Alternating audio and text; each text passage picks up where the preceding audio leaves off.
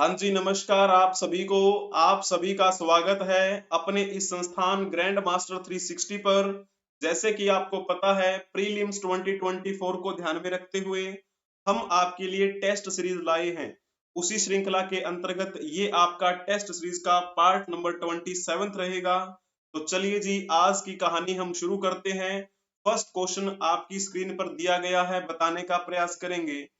जैन धर्म के संदर्भ में निम्नलिखित कथनों पर विचार कीजिए और बताइए कि उपयुक्त कथनों में से कौन सा सही है।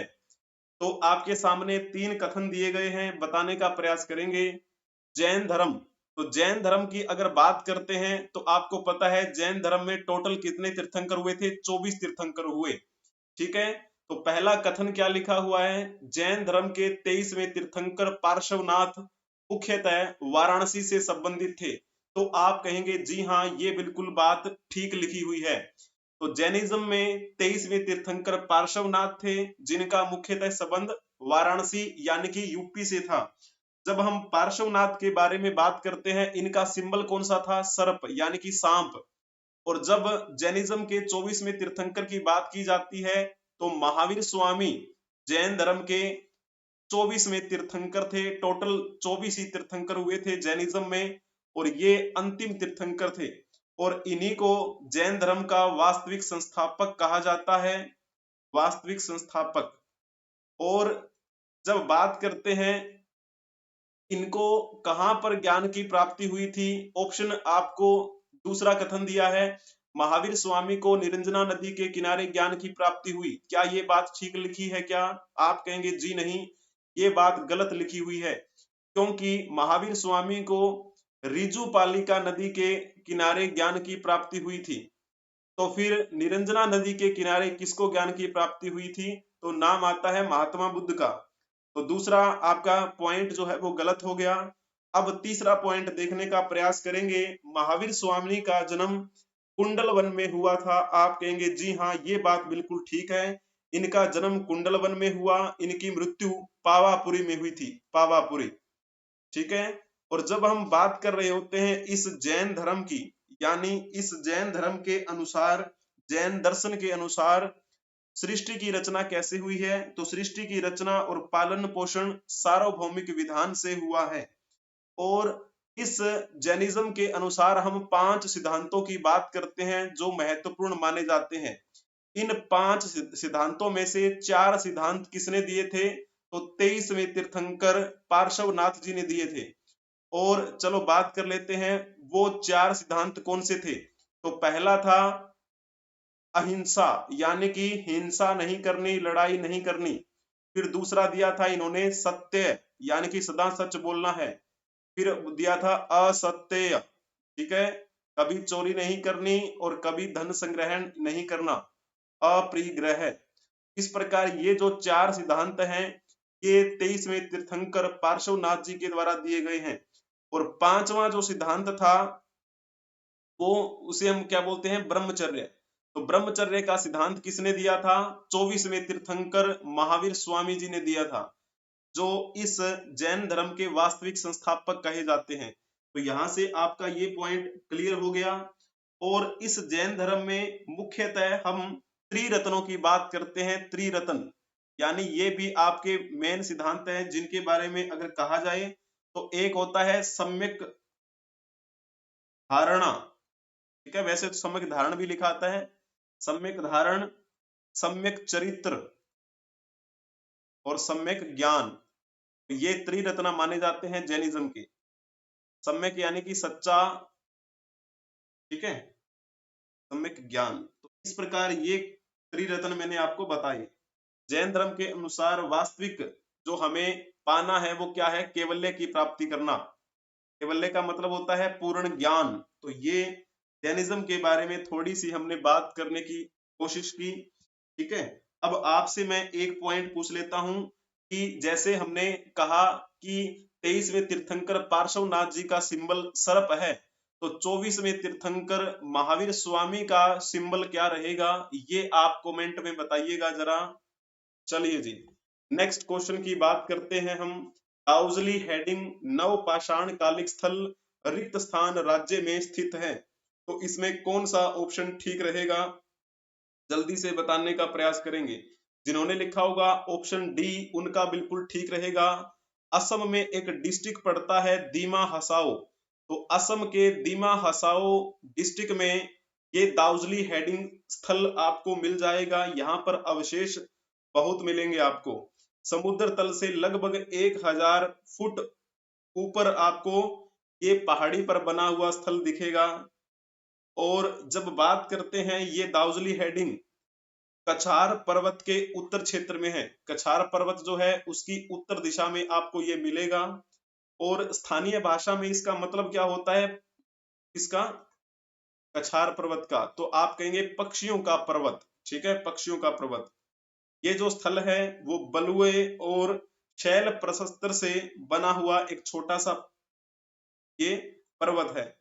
जब हम बात करते हैं यहाँ पर हमें किस प्रकार के नवपाषाण कालिक अवशेष मिले हैं, तो यहाँ से हमें जीवाश्म की लकड़ी मिली है, जीवाश्म की लकड़ी। और यहाँ से हमें कुल्हाड़ियों के साक्ष्य मिले हैं, कुल्हाड़ी। और हमें यहाँ से छेनी के साक्ष्य मिले हैं, यहाँ से हमें कुदाल के साक्ष्य भी मिले हैं।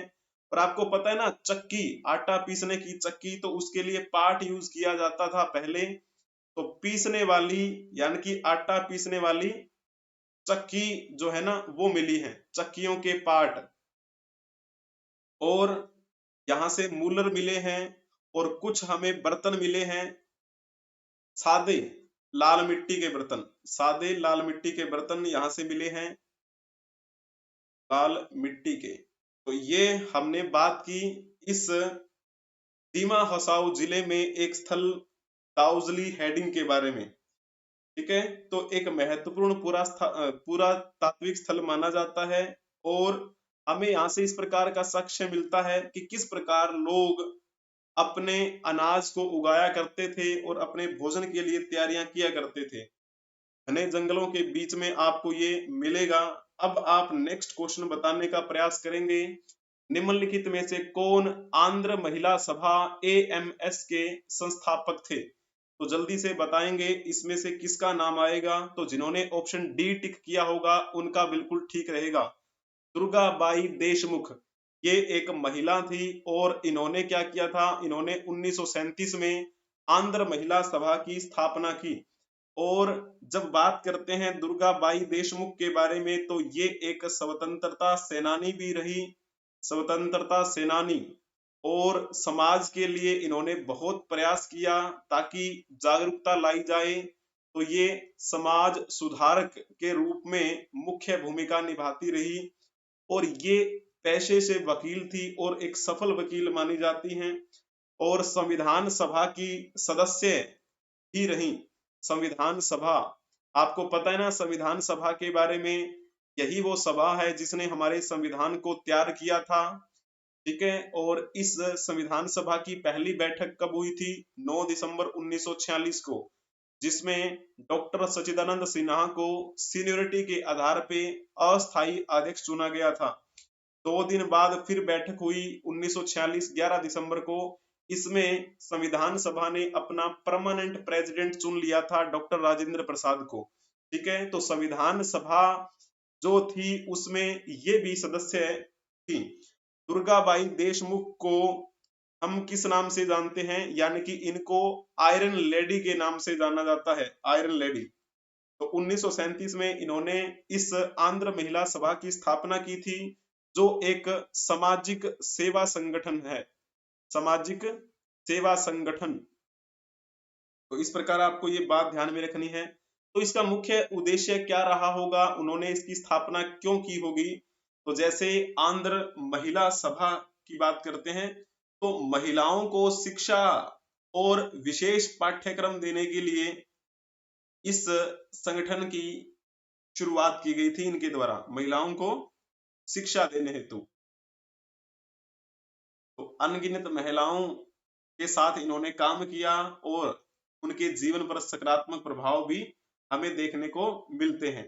तो इस प्रकार इनके बारे में हमने ये बातें की। आंध्र महिला सभा की स्थापना के बारे में हमें बालिका हिंदी पाठशाला से पता लग जाएगा। ठीक है। 1922 में 14 साल की उम्र में काकीनाडा में दुर्गाबाई ने इसे स्थापित किया था। तो चलो जी, अब आप नेक्स्ट क्वेश्चन के बारे में बताने का प्रयास करेंगे, इसमें से कौन सा ठीक रहेगा। यहाँ पर सूची 1 को सूची 2 से सुमिलित करना है और बताना है कि कौन सा कथन सही मैच हो रहा है। तो सूची 1 में आधुनिक नाम लिखे हुए हैं, सॉरी इसमें तो प्राचीन मिक्सअप से हैं, चलो कोई बात नहीं, आप बताने का प्रयास करेंगे। ठीक है, जैसे हम बात कर रहे होते हैं दृश्यदवती, ये नदी का प्राचीन नाम है, वर्तमान में ये नदी घग्गर नदी के नाम से जानी जाती है। कभी कभार आपको सरस्वती नदी के लिए दृश्यदवती शब्द प्रयोग करता हुआ मिलेगा, तो उसमें आपको गलत नहीं करना है। जो पुरुषनी नदी है उसे वर्तमान में रावी नदी के नाम से जाना जाता है, और इसी पुरुषनी नदी के किनारे एक युद्ध हुआ था जिसे हम क्या बोलते हैं, दशराज युद्ध कहते हैं। तो दशराज युद्ध का वर्णन हमें ऋग्वेद के 7वें मंडल में मिलता है। तो वो कौन सी नदी के किनारे हुआ था, इसी पुरुषनी नदी के किनारे हुआ था, जिसे हम वर्तमान में रावी नदी के नाम से जानते हैं। झेलम नदी जो है उसे वर्तमान की दृष्टि से देखें तो वर्तमान में नाम इसका झेलम है, लेकिन प्राचीन समय में इसका नाम वितस्ता हुआ करता था। तो इस वितस्ता नदी के किनारे 326 ईसा पूर्व में एक लड़ाई लड़ी गई थी सिकंदर और राजा पोरस के बीच में, जिसमें सिकंदर की जीत हो गई थी। और यूनानी दार्शनिकों ने इस युद्ध को हाइडेस पीच का युद्ध कहा है। ठीक है, तो जब हम शतलुज नदी की बात करते हैं तो सतलुज नदी को प्राचीन समय में शतुद्री के नाम से जाना जाता था। अब इसको करेक्ट करने का प्रयास करेंगे, कौन सा ठीक रहेगा। A1D4, तो A1D4 अगर देखा जाए तो ये भी हो सकता है, ये भी हो सकता है, लेकिन हमें यहां से देखना है A1B3C2D4, यानी ए ऑप्शन जिन्होंने टिक किया होगा उनका बिल्कुल ठीक है। अब यहाँ पर ये नदी तंत्र बनाया गया है, सिंधु नदी तंत्र। तो नदी तंत्र के माध्यम से अगर पढ़ने का प्रयास करेंगे, ये जो ब्लू लाइन आपको दिखाई दे रही है, मैं कर्सर जहां से यूज कर रहा हूं, वो नदी आपकी कौन सी है, इंडस रिवर, जिसे हम सिंधु नदी कहते हैं।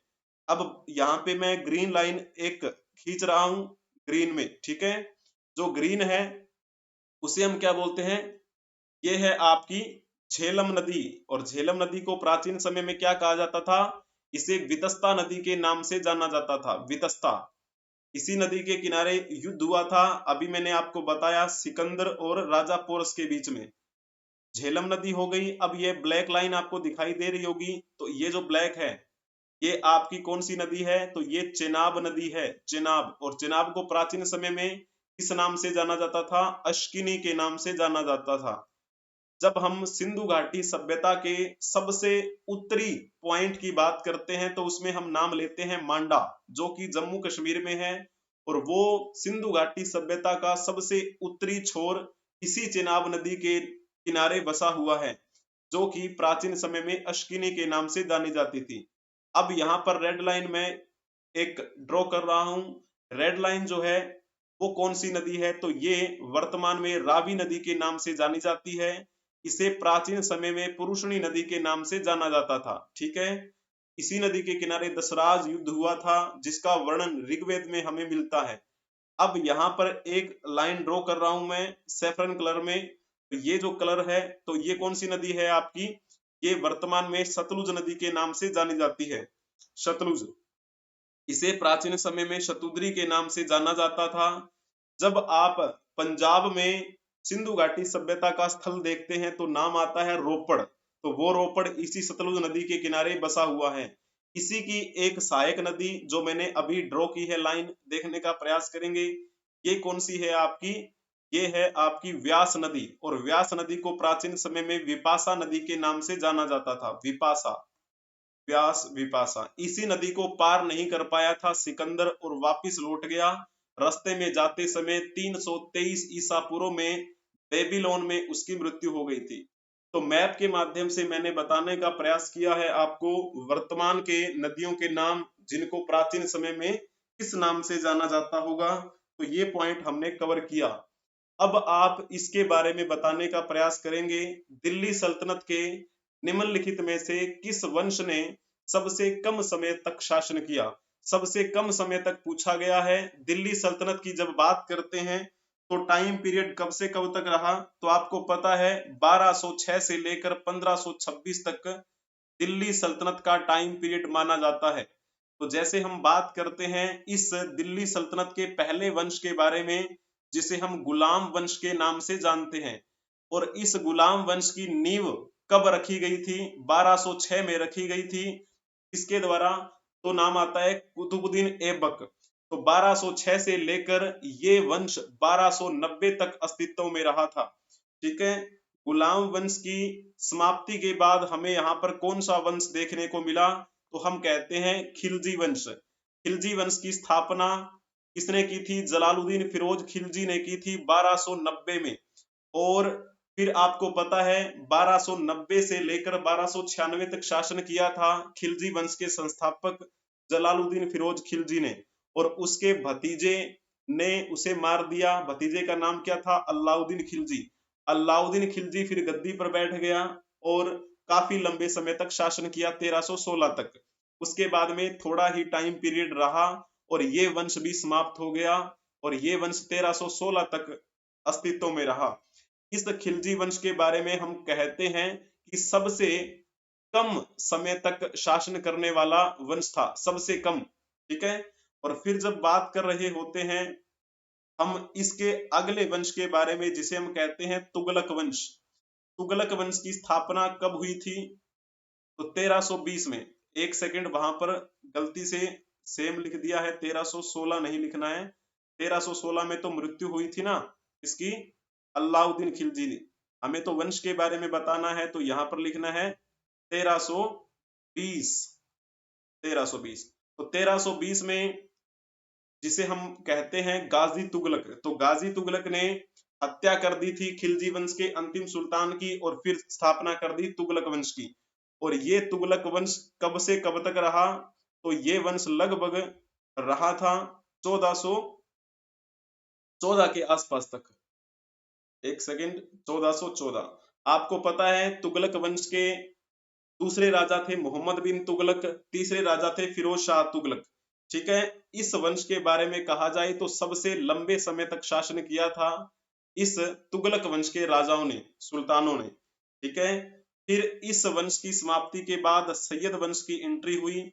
सैयद वंश जो है वो किस प्रकार शुरू हुआ? तो आपको पता है तुगलक वंश का जब एंडिंग टाइम पीरियड चल रहा था, लगभग 1398 के आसपास की बात है, उस समय यहाँ पर तैमूर का आक्रमण हुआ। तैमूर का एक सेनापति हुआ करता था खिजर खां, तो उसी खिजर खां ने स्थापना की थी इस सैयद वंश की, और ये वंश 1414 से लेकर 1451 तक सत्ता में रहा। ठीक है, और फिर पांचवा वंश हमें देखने को मिला जिसे हम कहते हैं लोधी वंश।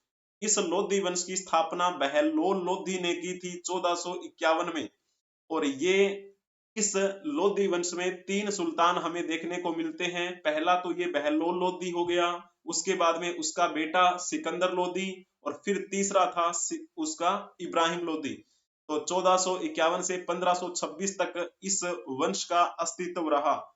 तो लोधी वंश के अंतिम सुल्तान की जब बात करते हैं, जिसका नाम था इब्राहिम लोधी, इब्राहिम लोधी का टाइम पीरियड कब से कब तक रहा? तो 1517 से लेकर 1526 तक रहा इब्राहिम लोधी। और 1526 में लड़ाई होती है एक, जिसे हम पानीपत की पहली लड़ाई के नाम से जानते हैं। उस पानीपत की पहली लड़ाई में बाबर ने इब्राहिम लोधी को हरा दिया था, और वहां पर मुगल साम्राज्य की नींव रख दी थी। तो इस प्रकार ये 5 वंश हैं दिल्ली सल्तनत के। तो दिल्ली सल्तनत 1206 से 1526 तक अस्तित्व में रही। यानी मुख्यतः जब बात करते हैं, अब आपसे एक पॉइंट पूछ लेते हैं कि इस दिल्ली सल्तनत के किस सुल्तान ने दिल्ली को सबसे पहले राजधानी बनाया? दिल्ली राजधानी किसने बनाई इस दिल्ली सल्तनत में? आपसे ये क्वेश्चन पूछते हैं, चलो इसका कमेंट में जवाब दे देना। दिल्ली सल्तनत के किस सुल्तान ने सबसे पहले दिल्ली को राजधानी बनाया? तो अब आप नेक्स्ट क्वेश्चन बताने का प्रयास करेंगे, उसका जवाब कमेंट में दे देना। बंगाल में सामाजिक धार्मिक सुधारों में अग्रदूत आत्मीय सभा की स्थापना किसने की थी? तो जल्दी से बताने का प्रयास करेंगे, इसमें कौन सा ऑप्शन ठीक रहेगा? तो जिन्होंने लिखा होगा ना राजा राम मोहन राय, उनका बिल्कुल ठीक रहेगा। राजा राम मोहन राय की बात करते हैं तो इनका जन्म 22 मई 1772 को हुआ। और जब हम इनके कुछ कार्यों की बात करते हैं जो इन्होंने समाज को ध्यान में रखते हुए किए थे, तो वैसे हम इनको किस नाम से जानते हैं? इनको भारतीय पुनर्जागरण के अग्रदूत के रूप में जाना जाता है। भारतीय पुनर्जागरण का अग्रदूत, ठीक है ना। तो कौन है? तो इनका नाम आप लिख देना। और आधुनिक भारत के जनक के रूप में इन्हें जाना जाता है। और आधुनिक भारत को इन्होंने एक अच्छा स्वरूप दिया था। तो थोड़ी थोड़ी इनके बारे में हम बात कर लेते हैं। उन्होंने 1816 में कोलकाता में अंग्रेजी माध्यम स्कूल शुरू किया था। उसके 4 साल बाद इन्होंने वेदांत कॉलेज की स्थापना की थी, ऐसा कहा जाता है। तो जैसे बात करते हैं आत्मीय सभा की, जो आपसे क्वेश्चन में पूछा गया था, 1815 में इन्होंने आत्मीय सभा की स्थापना की। और फिर जब बात कर रहे होते हैं 1821 में इन्होंने कोलकाता यूनिटेरियन एसोसिएशन की स्थापना की। 1821 में ही इन्होंने एक पत्रिका का प्रकाशन किया जिसे हम कहते हैं ब्राह्मणवादी पत्रिका। और एक पत्रिका और आती है जिसे कहते हैं संवाद कौमुदी। संवाद कौमुदी जो थी वो बांग्ला भाषा में थी, जिसका प्रकाशन 1821 में ही किया गया। और फिर 1822 में अगले साल इन्होंने फारसी में एक प्रकाशन शुरू किया था जिसका नाम रखा मिरात उल अखबार, फारसी भाषा में। इनको फारसी भाषा का भी ज्ञान था, अंग्रेजी भाषा का भी, ठीक है। तो काफी भाषाओं का इन्हें ज्ञान था। 1822 में इन्होंने ये काम किया। और 1828 में इन्होंने ब्रह्म समाज की स्थापना की। ब्रह्म समाज का जो विचार है वो किस पर आधारित है? एकेश्वरवाद। 1829 में इन्होंने सती प्रथा को प्रतिबंधित करवाया। किसके समय में? लॉर्ड विलियम बेंटिक के समय में। सती प्रथा का उन्मूलन कब किया गया? 1829 में। किसके प्रयासों से? राजा राम मोहन राय के प्रयासों से। इनको राजा की उपाधि किसने दी थी? अकबर सेकंड, जो कि मुगलों के शासक हुआ करते थे। फिर ये 1830 में चले गए थे ब्रिटेन। और 1833 में इनकी मृत्यु हुई थी। 27 सितंबर 1833 को इनकी मृत्यु हो गई, ठीक है, ब्रिस्टल। तो इस प्रकार ये थोड़ी सी हमने राजा राम मोहन राय के बारे में बातें की। अब आप नेक्स्ट बताने का प्रयास करेंगे इसमें कौन सा ठीक रहेगा। सूची 1 को सूची 2 से सुमिलित कीजिए तथा सूचियों के नीचे कूट में से सही उत्तर का चयन आपको करना है। तो इसमें से बताओ कौन सा ठीक रहेगा। सबसे पहले हम बात कर लेते हैं हिंदू महासभा की स्थापना। तो हिंदू महासभा की स्थापना कब की गई थी? 1915 में की गई थी। जब हम बात करते हैं इस हिंदू महासभा को क्या कहा जाता है, तो इसको आप कहेंगे, इसको अखिल भारतीय हिंदू महासभा भी कहा जाता है। तो इसकी स्थापना किसने की थी? तो नाम आता है मदन मोहन मालवीय। मदन मोहन मालवीय, जिनको महामना की उपाधि महात्मा गांधी ने दी थी, है ना। मदन मोहन मालवीय ने भारतीय राष्ट्रीय कांग्रेस के अधिवेशनों में अध्यक्षता भी की, ठीक है। और जब हम बात करते हैं इस हिंदू महासभा के पहले अध्यक्ष कौन बनाए गए, तो वीर सावरकर इसके पहले अध्यक्ष बनाए गए थे, ठीक है। तो कोलकाता में इसकी ये स्थापना हुई थी 1915 में। ये पॉइंट क्लियर हुआ। और जब हम बात करते हैं नेक्स्ट, यानी कि मुस्लिम लीग की स्थापना कब हुई, तो 1906 की बात है। 1906 में सलीमुल्लाह खां और आगा खां के नेतृत्व में मुस्लिम लीग की स्थापना हुई। मुस्लिम लीग को अखिल भारतीय मुस्लिम लीग भी कहा जाता है। और संवैधानिक रूप से इनका पहला अधिवेशन कराची में हुआ। और पहले अधिवेशन के अध्यक्ष कौन बनाए गए थे, तो नाम आता है आगा खां। इस प्रकार आपको ये पॉइंट ध्यान में रखना है। गांधी इरविन समझौते की जब बात करते हैं तो ये समझौता 1931 को 5 मार्च को किया गया था। महात्मा गांधी और लॉर्ड इरविन के बीच में ये समझौता हुआ, जिसे हम गांधी इरविन समझौता कह देते हैं। इस समझौते के तहत महात्मा गांधी ने स्वीकार किया था कि वो ब्रिटेन में होने वाले दूसरे गोलमेज सम्मेलन में हिस्सा लेंगे। और उन्होंने इस बात पर भी सहमति जताई कि वो एक बार सविनय अवज्ञा आंदोलन को स्थगित कर देंगे, ठीक है। तो सविनय अवज्ञा आंदोलन को स्थगित भी कर दिया और वो दूसरे गोलमेज सम्मेलन में हिस्सा लेने के लिए भी गए। तो जब हम बात करते हैं इस गांधी इरविन समझौते को मंजूरी कब मिली थी, तो मंजूरी मिली थी 1931 में हो रहे कराची अधिवेशन में। आपको पता है भारतीय राष्ट्रीय कांग्रेस का अधिवेशन हर साल करवाया जाता था, तो उसी साल 1931 में भारतीय राष्ट्रीय कांग्रेस का अधिवेशन कराची में हुआ, जिसमें अध्यक्षता कर रहे थे सरदार वल्लभ भाई पटेल। सरदार वल्लभ भाई पटेल की अध्यक्षता में हो रहे कराची अधिवेशन में गांधी इरविन समझौते को मंजूरी मिली और महात्मा गांधी को कांग्रेस के प्रतिनिधि के रूप में स्वीकार किया और कहा कि आप दूसरे गोलमेज सम्मेलन में हिस्सा लेने के लिए जाएंगे कांग्रेस की तरफ से। तो ये पॉइंट क्लियर हुआ। अब जो डी पॉइंट लिखा है उसको भी देख लीजिएगा। इसमें क्या है, vernacular press act. Vernacular press act क्या था, ये 1878 में पारित किया गया। किसने पारित किया था, तो नाम आता है लीटन का। लीटन भारत का वायसराय कब से कब तक रहा, 1876 से 1880 तक रहा। इस लीटन ने अपने कार्यकाल के शुरू होने के 2 साल बाद 1878 में वर्नाक्यूलर प्रेस एक्ट पारित करवा दिया, जिसके तहत भारत में भारतीय भाषाओं में छपने वाले पत्र पत्रिकाओं पर प्रतिबंध लगा दिया। ठीक है, और इस वर्नाक्यूलर प्रेस एक्ट को निरस्त किसने किया था, तो वो ऐड कर देते हैं 1882 में निरस्त किया था रिपन ने। रिपन भी भारत का वायसराय बनकर आया इस लीटन के बाद, और उस रिपन का टाइम पीरियड 1880 से 1884 तक रहा था। ठीक है ना, तो वर्नाक्यूलर प्रेस एक्ट को लागू किया लीटन ने और रद्द किया इस रिपन ने। तो अब आपको इसमें से टिक करना था, इसने कौन सा टिक किया है, A4B3, A4B3 C2D1, यानी कि जिन्होंने लिखा होगा ना थर्ड पॉइंट उनका बिल्कुल ठीक रहेगा, A4B3 C2D1। बहुत ही बढ़िया, अति उत्तम। अब आप नेक्स्ट क्वेश्चन के बारे में बताने का प्रयास करेंगे। तर ओ दीवार पे हसरत से नजर करते हैं, खुश रहो अहल ए वतन हम तो सफर करते हैं। ये जो पंक्तियां हैं ये किसने लिखी थी, किसने कहा था, ये जल्दी से इसमें आप बताने का प्रयास करेंगे। जिन्होंने लिखा होगा ना वाजिद अली शाह, यानी कि बी ऑप्शन जिन्होंने टिक किया है उनका बिल्कुल ठीक रहेगा। बहुत ही बढ़िया, वाजिद अली शाह के द्वारा कही गई ये पंक्तियां हैं। दर ओ दीवार पे हसरत से नजर करते हैं, खुश रहो अहल ए वतन हम तो सफर करते हैं। तो ये इनके द्वारा कही गई। जब हम बिस्मिल अजीमाबादी के बारे में बात करते हैं तो बिस्मिल अजीमाबादी ने क्या कहा था, जैसे बड़ा डायलॉग फेमस है, मूवीज में भी बहुत बार प्रयोग किया जाता है, बाजुए कातिल में है ना, सुना होगा आपने। तो इसको ये किसने कहा था, बिस्मिल अजीमाबादी ने। ये पॉइंट आपका यहां से हुआ। और जब हम बात करते हैं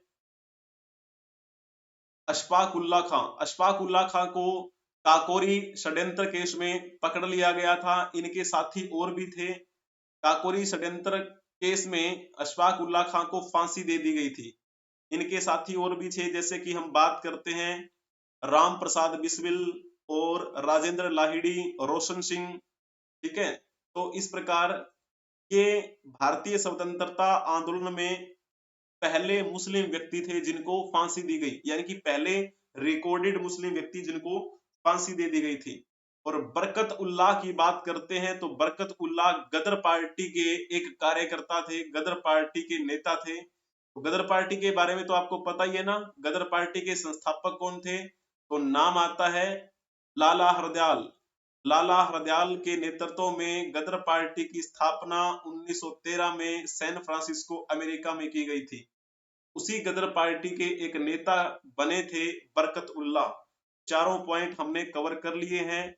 अब आप नेक्स्ट क्वेश्चन बताने का प्रयास करेंगे।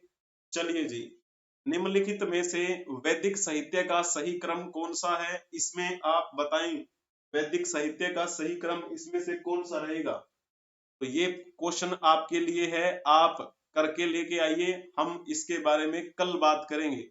तो वैसे थोड़ा सा एक्सप्लेन कर लेते हैं। जैसे वैदिक संहिताओं की बात करते हैं तो इसमें जो वैदिक साहित्य है, एक तो हम वेदों की बात करते हैं। वेद कितने होते हैं, 4 वेद होते हैं, ऋग्वेद, सामवेद, यजुर्वेद, अथर्ववेद। ठीक है, वैदिक संहिताएं ब्राह्मण ग्रंथ, अरण्यक, उपनिषद और वेदांग, ये वैदिक साहित्य में शामिल हैं सारी की सारी। और वैदिक संहिता सबसे प्राचीन मानी जाती है, यानी कि आपको ये पॉइंट ध्यान में रखना है। और वेदों को अगर आपको समझना है तो वेदों के अंग कितने हैं? वेदों के 6 अंग हैं, ठीक है। जिस प्रकार एक मानव का शरीर यानी कि सारे के सारे मानव के अंग अगर ढंग से काम कर रहे हैं तो बॉडी की आउटपुट अच्छी होगी, ठीक उसी प्रकार अगर आपको इन वेदों के अंगों के बारे में जानकारी है तो आप वेदों को ढंग से समझ पाएंगे, यानी कि वो आपको आउटपुट अच्छी देंगे, आप बेहतरीन समझ पाएंगे। तो 6 अंग कौन कौन से हैं? शिक्षा, कल्प, छंद, ज्योतिष, निरुक्त और व्याकरण। इस प्रकार आपको ये पॉइंट ध्यान में रखना है, इसमें आपको गलती नहीं करनी। तो चलो अब इसके बारे में बात करते हैं। तो जैसे उपनिषद क्या होता है? उपनिषद का मतलब होता है अपने गुरु के समीप बैठकर ज्ञान की प्राप्ति करना, ठीक है। उपनिषद, उपनिषदों की संख्या कितनी है? 108, ठीक है। और आरण्यक जो लिखा है, आरण्यक का मतलब क्या होता है? जंगल में बैठकर स्वाध्याय करना। ये आपका यूपी पीसीएस में पूछा गया था एक बार। सिंपल सी बात है, इसमें जैसे सबसे पहले वैदिक संहिताएं लिखी गई, उसके बाद ब्राह्मण ग्रंथ लिखे गए और फिर लिखे गए आरण्यक और फिर उपनिषद। चलो बता दिया है, कोई बात नहीं। जिन्होंने ए ऑप्शन टिक किया है उनका बिल्कुल ठीक रहेगा। वैदिक साहित्य को वैसे श्रुति साहित्य भी कहा जाता है, यानी कि सुनने योग्य जो साहित्य है वो। तो इस प्रकार आपको ये पॉइंट ध्यान में रखना है, इसका ए ऑप्शन ठीक रहेगा। बहुत ही बढ़िया। आज के लिए हम इतना ही रखते हैं, तो आप सभी का धन्यवाद। आप हंसते रहें, मुस्कुराते रहें और पढ़ते रहें। और ग्रैंड मास्टर 360 को फॉलो कर लीजिएगा, ग्रैंड मास्टर 360 को, ठीक है ना। यूट्यूब चैनल तो है ही, इसी के साथ आप अदर सोशल मीडिया प्लेटफॉर्म पे भी फॉलो कर सकते हैं, चाहे फेसबुक हो, चाहे इंस्टाग्राम, चाहे टेलीग्राम की बात करें, चाहे किसी अदर सोशल मीडिया प्लेटफॉर्म की बात करें, ट्विटर, एक्स की बात करें। तो आज के लिए इतना ही रखते हैं, हम कल मिलेंगे, तब तक के लिए धन्यवाद। हंसते रहें, मुस्कुराते रहें। जय हिंद, जय भारत।